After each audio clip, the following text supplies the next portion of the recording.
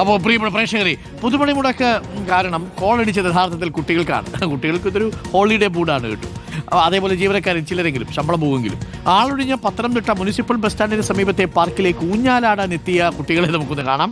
പണിമുടക്കിൽ സന്തോഷിക്കുന്ന ഏക വിഭാഗമാണ് ഇവർ. നമുക്കൊന്ന് കണ്ടുവരാം.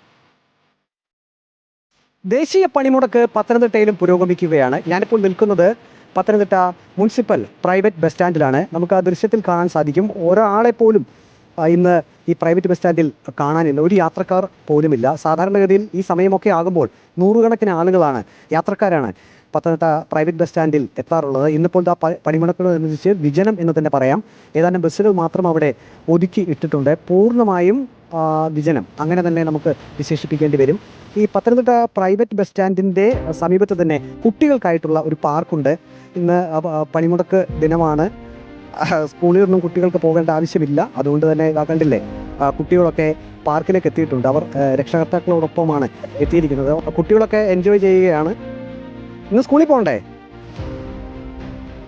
ഇല്ല. ഇന്നെന്താ ഇല്ലാത്ത? സ്കൂൾ എന്തുകൊണ്ടാണ് ഇല്ലാത്ത? അവധിയാണ്. അവധി എൻജോയ് ചെയ്യാണ് അല്ലേ? എങ്ങനെയുണ്ട് പാർക്ക്? എങ്ങനെയുണ്ട്? സൂപ്പർ പാർക്കാണ്. എന്തുകൊണ്ട് മോളെ ഇന്ന് സ്കൂളിൽ പോയില്ലേ? എന്താ പോകാൻ? അവധിയാണെന്ന് പറഞ്ഞോ? ആരും കൂടെ വന്ന ഇവിടെ പാർക്കിൽ? ഇവിടെ എന്തൊക്കെയുണ്ട് പാർക്കിൽ?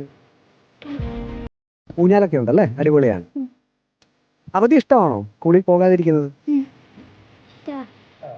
കുട്ടികളല്ല, അവർക്ക് അവധി ഇഷ്ടമാണെന്ന് പറയുന്നത്. ഒരു കൊച്ചുമിടുക്കൻ പണിമുടക്ക് ദിനം പത്തനംതിട്ട നഗരസഭാ ബസ് സ്റ്റാൻഡിന് സമീപത്തെ നഗരസഭയുടെ തന്നെ ഈ ഒരു പാർക്കിൽ ഊഞ്ഞാലാടുകയാണ്. രക്ഷകർത്താവും കൂടുണ്ട്. പാലക്കാട് നഗരസഭയിലെ കുട്ടികളാണ് രാവിലെ പിള്ളേരെ കൊണ്ട് രാവിലെ പത്തനംതിട്ട നഗരസഭയിലെ പാലക്കാടെന്ന് അങ്ങനെയുള്ള മലയാളം നമ്മൾ സ്വപ്നം കാണുക. പത്തനംതിട്ട നഗരസഭയിലെ പാർക്കാണ്, സൂപ്പർ പാർക്കാണ്. അപ്പം എന്തായാലും അവിടുത്തെ പിള്ളേരൊക്കെ വന്ന് ഇങ്ങനെ രാവിലെ തന്നെ പണിമുടക്ക് ദിവസം വന്ന് ആഘോഷിക്കുന്നത് കാണുമ്പോൾ ഒരു സന്തോഷം അല്ലേ? രക്ഷിതാക്കളെ കുട്ടികളെ കൊണ്ട് രാവിലെ ഇറങ്ങിയത് എന്തിനായിരിക്കും എന്നറിയുള്ളൂ. ഈ സമയമാകുമ്പോൾ സ്കൂളിലേക്ക് പറഞ്ഞു വിട്ട് തങ്ങളുടെ കാര്യങ്ങളൊക്കെ നോക്കേണ്ട സമയമാണ്. പക്ഷേ ഇന്നിപ്പം കുടുംബന്മാരവിടെയുണ്ട്. എന്ത് ചെയ്യണമെന്ന് അറിയത്തില്ല. നേരെ പാർക്കിലേക്ക് കൊണ്ടുവരുന്നു. കുട്ടികൾക്ക് സന്തോഷം അല്ലേ?